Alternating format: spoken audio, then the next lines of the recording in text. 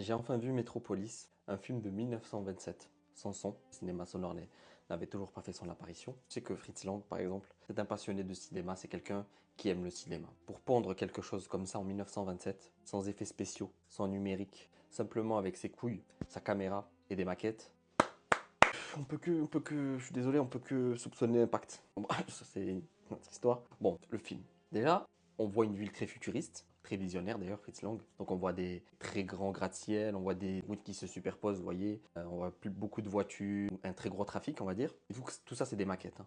Rendez-vous compte du travail que c'est. Et ça dure 2 h 30, hein. Bon, déjà là, tu rentres, tu sens que le film il a été révolutionnaire dans le cinéma. C'est un film qui a révolutionné le cinéma. Tu sens aussi tu sais d'où il a eu son inspiration, hein, Ridley Scott pour Blade Runner. Et du coup, déjà, on rentre dans le film. On voit du coup le maître de la ville, voilà, Metropolis, un riche qui contrôle la ville. On voit du coup son fils qui, lui, il découvre la vraie condition de travail des ouvriers. Et du coup, bah, en fait, il comprend qu'en fait, c'est catastrophique. Il a même une vision, vous voyez, avec l'espèce de grande bouche là qui avale les ouvriers. Ce qu'il va pas hésiter à faire, c'est il va échanger son rôle avec un travailleur. Déjà là, c'est très intéressant. Déjà, on a un fils qui s'oppose complètement à son père. Ensuite, on a aussi ce savant fou, Rodvang, qui lui, il veut un petit peu prendre sa revanche sur le maître de la ville, parce que le maître de la ville, en fait, on va vulgariser tout ça.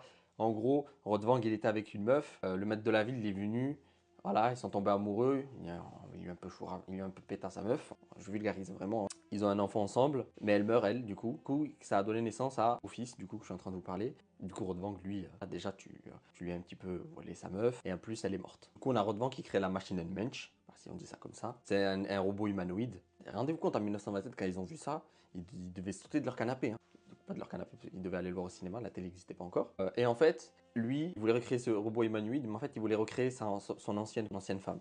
Mais ensuite, le maître de la ville, il découvre ça. Du coup, eux, les ouvriers, ils ont une espèce de sous-sol avec une jeune femme qui apparaît un petit peu comme la consolatrice, qui veut apaiser la tension. C'est ces phrases un peu, entre le cerveau et les mains, il y a il faut un médiateur et c'est le cœur. Bon, voilà. Le patron de la ville, lui, il craint qu'il y ait une révolution contre sa ville. Et du coup, ce qu'il va dire à Rodvang, c'est je veux pas que tu recrées elle c'est son nom. Lui, ce qu'il veut à travers ce robot humanoïde, c'est contrôler ses ouvriers. Mais Rodvang, lui, il veut prendre sa revanche. Du coup, il va manipuler tout ça et en fait, il va manipuler les ouvriers.